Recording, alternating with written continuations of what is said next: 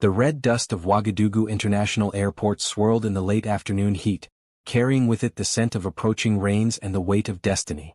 Captain Ibrahim Traore adjusted his military beret as he walked across the tarmac, his boots clicking against the concrete with the measured rhythm of a man who had learned to carry the hopes of an entire nation on his shoulders.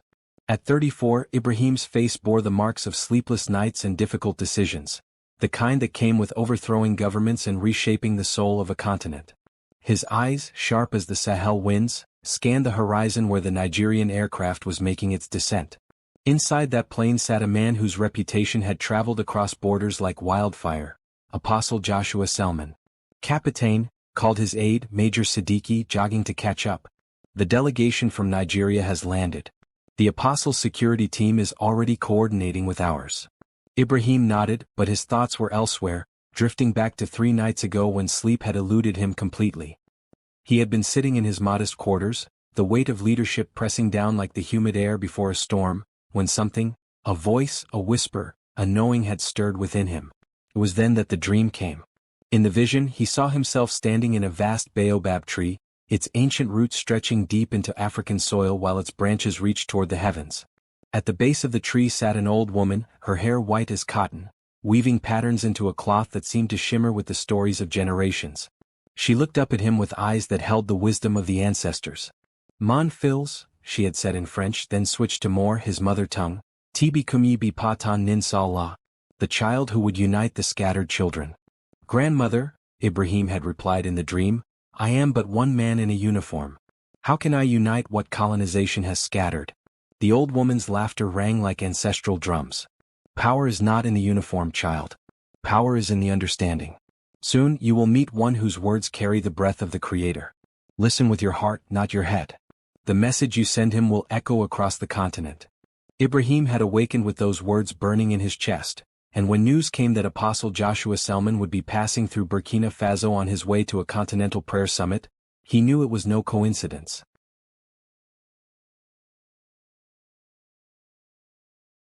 Ibrahim stood and walked to the window, looking out at the landscape of his homeland, the red earth, the scattered acacia trees, the people moving with the eternal rhythm of Africa. When he turned back, there was fire in his eyes. "I want to send a message that will shake the foundations of every colonial mindset still poisoning our continent," he said. "I want to tell them that a new generation is rising, one that will not bow to foreign interests, that will not sell our children's birthright for temporary comfort." Joshua's eyes lit up. "And how do you propose to send this message?" "Through you," Ibrahim said simply. "Through your platform, your network, your voice that carries across the continent and beyond. I want to invite every African leader, every pastor, every traditional ruler, every young person with fire in their belly to a continental summit here in Ouagadougou. Not a summit where we talk about what others can do for us, but where we declare what we will do for ourselves." The weight of the moment settled between them like morning mist on the savannah. Joshua stood slowly, his hand moving to his chest as if feeling for something. "Captain," he said, his voice dropping to barely above a whisper, "3 days ago I had a dream. I was standing in a great marketplace filled with every tribe and tongue of Africa. In the center of the marketplace was a young warrior, his uniform bearing no flag of any colonial power, calling the scattered children of Kush to remember their identity. Behind him stood the spirits of Shaka, of Queen Zinga, of Patrice Lumumba, of Thomas Sankara, all nodding their approval." Ibrahim's breath caught. "What did the warrior say in your dream?" "He said, 'The time for sleeping is over. The time of begging is over. The time of apologizing for our greatness is over. We will build our own tables, and we will eat from the fruit of our own labor.'" The 2 men stared at each other across the space of the VIP lounge, both understanding that they were living through one of those moments when history pivots on the axis of divine appointment. "Then we agreed," Ibrahim said, extending his hand. "Will you carry this message?" Joshua gripped his hand firmly. "I will carry it to every platform, every pulpit, every gathering where Africans assemble. But more than that, I will call for a fast. 40 days of prayer and fasting for the liberation of Africa's mind, body, and spirit." As if on cue, the thunderclouds that had been gathering all afternoon finally opened, releasing the first drops of the rainy season. The rain drummed against the windows with increasing intensity, washing the dust from the air and filling the atmosphere with the rich scent of renewed earth. "The rains have come early this year," Ibrahim observed. "Perhaps, Joshua replied with a knowing smile, because new seeds are being planted. 3 hours later, as Joshua's aircraft prepared for departure, Ibrahim handed him a sealed envelope. "Open this when you reach 30,000 feet, he said. "It contains the formal invitation and the vision document for the Continental Summit. But more than that, it contains a message that I believe the ancestors want spoken over this continent." Joshua tucked the envelope into his kaftan, close to his heart. "Captain, may I pray for you before I leave?" Ibrahim, despite his Muslim faith, nodded. He understood that in moments like these, the boundaries between religions mattered less than the unity of purpose. Joshua placed his hand on Ibrahim's shoulder and began to speak in a voice that seemed to carry the authority of ancient prophets. "Father, you who scattered the nations but promised to gather them again, you who gave to every tribe and tongue a purpose in your grand design, we thank you for raising up this young man in such a time as this. Let your favor rest upon him like morning dew. Let his words carry the weight of righteousness. Let his vision become a clarion call that awakens every sleeping giant across this continent." As Joshua prayed, Ibrahim felt something shift in the spiritual atmosphere around them. It was as if the very air became charged with possibility, with destiny, with the kind of power that could indeed move mountains, or move nations. "And Lord," Joshua continued, "let the message that goes forth from this meeting shake every foundation built on injustice. Let it inspire every young African to see themselves not as victims of history, but as architects of the future. Let this Continental Summit become the beginning of Africa's finest hour." When the prayer ended, both men stood in silence for a moment, feeling the weight of what had just been spoken over them and their mission. "The message you asked me to send," Joshua said as they walked toward the aircraft, "what exactly do you want me to tell them?" Ibrahim stopped walking and turned to face him fully. When he spoke, his voice carried the authority of his military training but also something deeper, the voice of a man who had touched the very heart of his people's longing. "Tell them that Captain Ibrahim Traore of Burkina Faso says the season of apologizing for our greatness is over. Tell them that we will no longer accept the narrative that Africa is broken and needs others to fix her. Tell them that we have gold in our ground, wisdom in our traditions, strength in our youth, and the blessing of the Almighty on our future." He paused, his eyes scanning the horizon where lightning was beginning to flash in the distance. "Tell them that on December 15th, we will gather in Ouagadougou, not to beg, not to complain, but to declare. We will declare that Africa's time has come. We will declare that our children will not inherit the shame of their fathers. We will declare that the next chapter of our story will be written by our own hands, in our own languages, according to our own values." His voice rose now, taking on the cadence of the griots who had once carried the histories of empires across the Sahel. "Tell them that every pastor who truly loves Africa, every traditional ruler who remembers the ancient covenants, every politician who has not sold his soul, every businessman who believes in African solutions, every student who dreams of an Africa that works, tell them all that their presence is not requested, it is required." Joshua nodded, his eyes bright with the fire of divine assignment. "And if they ask why Burkina Faso? Why Ouagadougou? Tell them," Ibrahim said with a smile that carried both humility and fierce pride, "that sometimes the smallest nations carry the biggest dreams. Tell them that Thomas Sankara's spirit still walks these streets, whispering to anyone who will listen that Africa can feed herself, govern herself, defend herself and prosper without apology." As Joshua's aircraft disappeared into the stormy sky, Ibrahim remained on the tarmac long after his security detail began showing signs of impatience. He was thinking about the message that was now flying across the continent at 500 miles per hour, carried in the heart of a man whose words had the power to reach millions. By the time he reached his quarters that evening, the message had already begun to spread. Joshua Selman had opened the envelope at 30,000 feet, just as instructed, and had immediately begun making phone calls to his network across Africa and beyond. The document inside had contained not just the formal invitation to the Continental Summit, but a manifesto that would soon be translated into dozens of African languages. The manifesto read in part, "To every son and daughter of Africa, wherever you may be, the winds of change are blowing across our continent once again. But this time the change comes not from outside forces seeking to remake us in their image, but from within, from the awakening of our own consciousness, the reclaiming of our own narrative, the restoration of our own dignity. We call upon you to join us in Ouagadougou on December 15th for a Continental Summit unlike any other.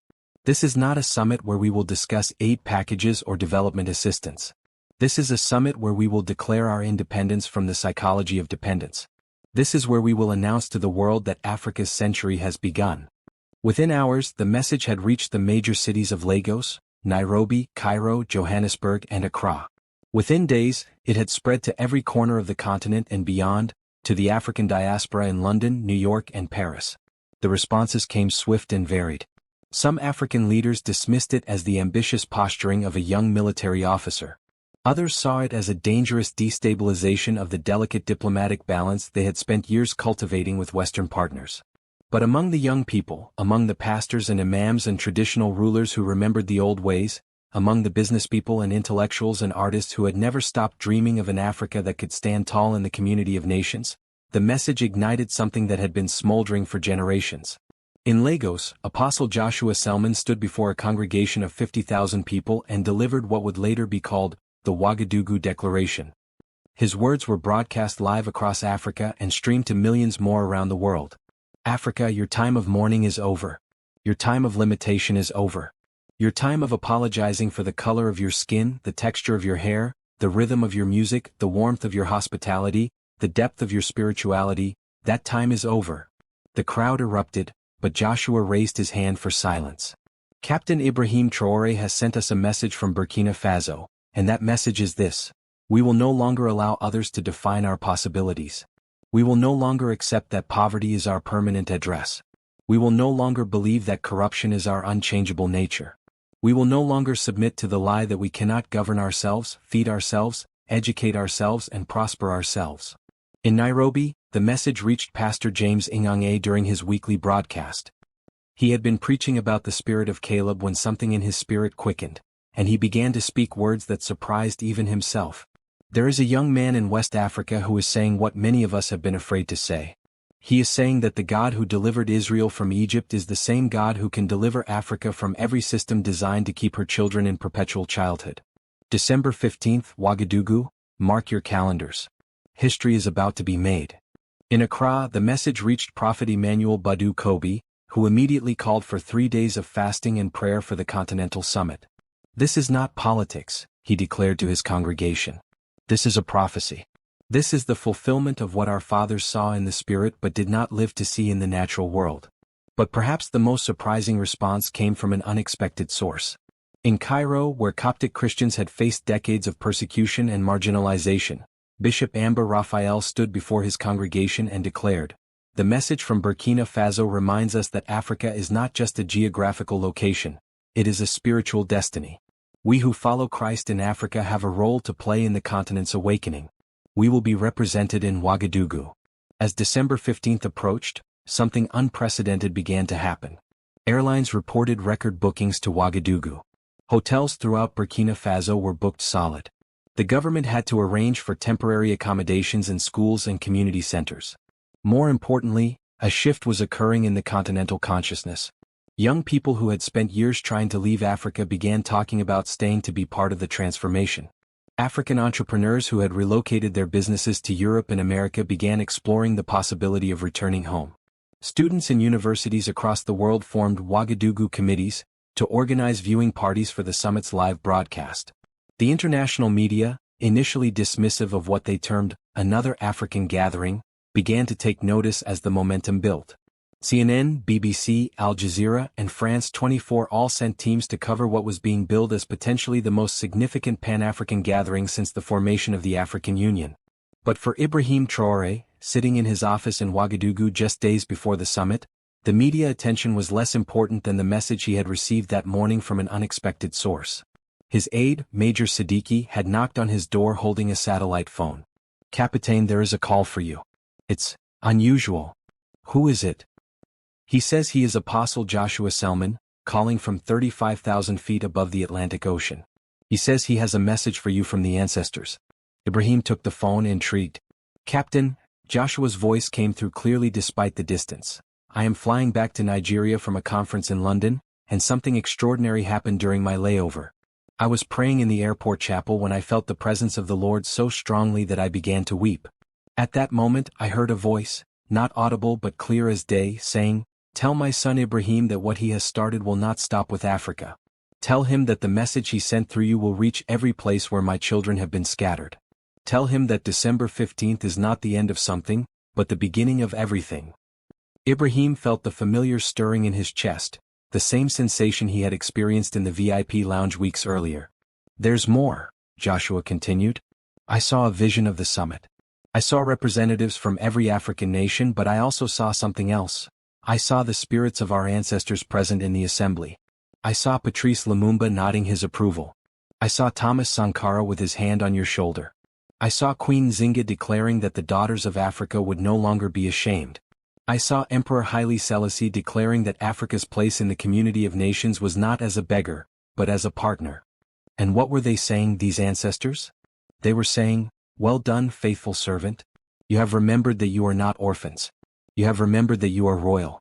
You have remembered that your destiny was never to be defined by others, but to define yourselves according to the purpose for which the Almighty created you." After the call ended, Ibrahim sat in silence for a long time, processing what he had heard. Outside his window, the streets of Ouagadougou buzzed with activity as final preparations for the summit continued. Banners in French, English, Arabic and local languages proclaimed the summit's theme, Africa Rising, from Dependence to Destiny. That evening, as he walked through the streets of his capital city, Ibrahim was struck by something he had never seen before in all his years as a military officer and leader. In the eyes of the people, vendors in the market, students walking home from school, elderly men playing checkers under the baobab trees, he saw something that had been missing for too long: hope. Not the desperate hope of people waiting for others to save them, but the confident hope of people who had remembered their own power. An old woman selling groundnuts called out to him as he passed, "Tiani tan bi koiz jibe nabdu. Bam tan nins ma. You are the son we have been waiting for. The children will be proud." As December 15th dawned clear and bright over Ouagadougou, delegates from across Africa and the diaspora gathered in the newly constructed African Renaissance Center. The building itself had been designed to reflect African architectural traditions, its dome reminiscent of the great mosques of Timbuktu, its pillars carved with symbols from ancient Ethiopian manuscripts, its walls decorated with art representing every region of the continent. Ibrahim stood at the podium, looking out at the assembled crowd of presidents and prime ministers, pastors and imams, traditional rulers and youth leaders, business executives and university students. In the front row sat Apostle Joshua Selman, his eyes bright with anticipation. When Ibrahim spoke, his words carried the weight of destiny. "Today we do not gather as beggars at the table of the world. Today we gather as owners of our own table, ready to feast on the fruit of our own labor, ready to drink from the wells we have dug with our own hands." The crowd erupted in applause, but Ibrahim raised his hand for silence. "The message that went forth from this place has awakened something that colonization tried to kill, that neocolonialism tried to suppress, that poverty tried to starve, that corruption tried to corrupt. It has awakened the knowledge that we are not victims, we are victors. We are not problems to be solved, we are solutions waiting to be activated." As he spoke, Ibrahim could feel the presence of something greater than himself filling the auditorium. It was as if the very air became electric with possibility, with hope, with the kind of faith that could indeed move mountains. "From this day forward," he declared, his voice rising to reach every corner of the building, "let it be known that Africa has chosen her path. We choose dignity over dependence. We choose development over aid. We choose partnerships over paternalism. We choose to write our own story rather than allow others to write it for us." The summit would continue for 3 days, with declaration after declaration that would reshape Africa's relationship with itself and with the world. But the message that had started it all, the shocking message that Ibrahim Traore had asked Joshua Selman to carry across the continent, had already accomplished its purpose. It had reminded the children of Kush that they were never meant to be orphans. It had awakened a sleeping giant. And as the delegates dispersed back to their respective nations, they carried with them not just inspiration but a mandate, to never again accept limitations that were not of their own choosing. The message had been sent. The message had been received. And Africa would never be the same.